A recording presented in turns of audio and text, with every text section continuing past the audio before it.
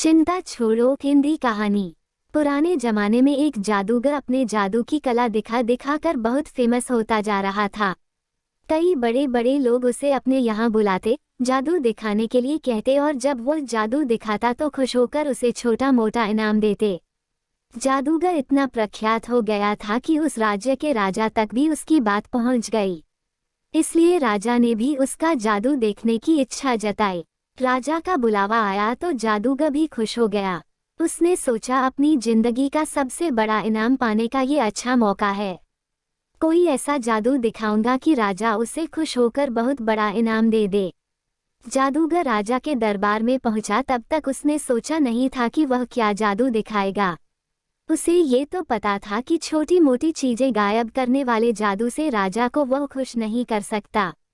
उसे कुछ बड़ा करना पड़ेगा। उसने जब राजा को पहली बार देखा तो उसकी नज़र सबसे पहले राजा के मुकुट पर पड़ी और उसने मन बना लिया कि राजा का मुकुट ही गायब करके सबको आश्चर्यचकित किया जाए। जादूगर ने अपना जादू शुरू किया और जैसा उसने सोचा था राजा का मुकुट गायब कर दिया। राजा का मुकुट गायब होते ही सभा में बैठे सभी लोग राजा पर हंसने लगे।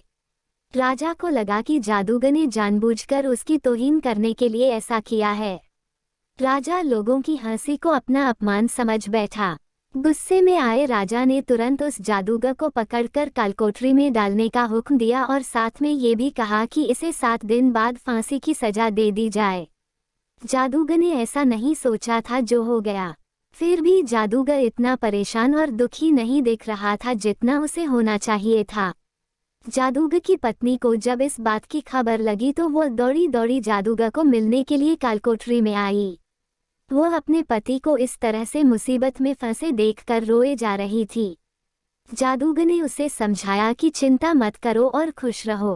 पत्नी को लगा कि मौत की सजा सुन जादूगर को सदमा लगा होगा, इसलिए ऐसी बहकी बहकी बातें कर रहा है। पत्नी बोली, आप ऐसे समय में भी कैसे खुश रहने की बात कर सकते हो। जादूगर पत्नी से बोला, अभी से क्यों दुखी होना, अभी मेरे पास 7 दिन बचे हैं, बाद में देखेंगे जो होना होगा।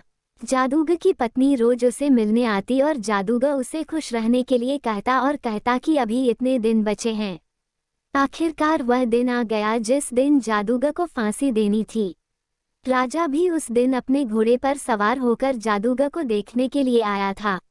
राजा को घोड़े पर देखकर जादूगर के दिमाग में एक आइडिया आया। वह राजा को देखते ही उदास होने का नाटक करने लगा और रोने लगा। राजा ने उसे कहा कि क्यों उस दिन तो मेरी बेइज्जती करके हंस रहे थे और लोगों को भी हंस रहे थे, आज क्यों रो रहे हो। जादूगर ने कहा, महाराज मैं मौत के डर से नहीं रो रहा।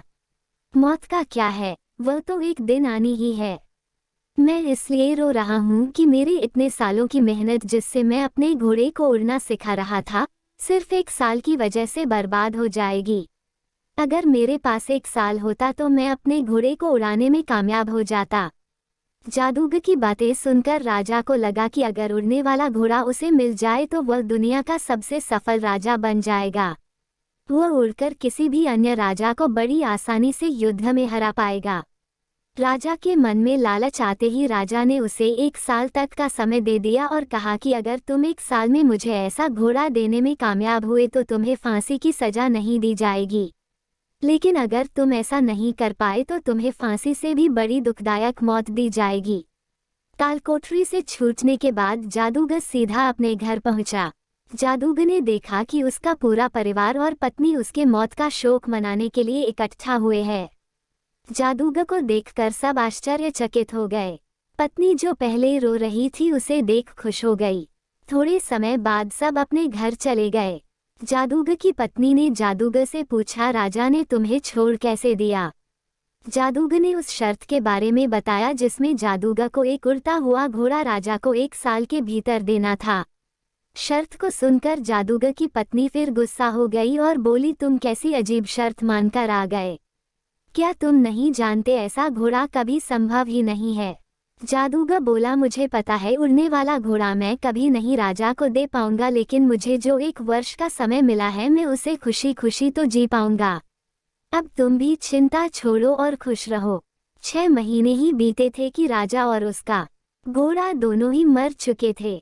राजा ही नहीं रहा तो जादूगर को दी गई मोहलत जो 1 वर्ष की थी अब जीवन भर के हो गई। दोस्तों, छोटी सी ये जादूगर की कहानी हमें यही सिखाती है कि आज वर्तमान में जीना ही बुद्धिमानी का काम है। आपके पास अभी जितना समय है उसे खुशी खुशी जियो, उसका आनंद लो। कल क्या होगा उसकी चिंता मत करो। अक्सर हम जो सोचते हैं भविष्य उससे बहुत अलग होता है। इसलिए हमें जो वर्तमान का मूल्यवान समय मिला है उसे भविष्य की चिंता करके वेस्ट करने का कोई मतलब नहीं है।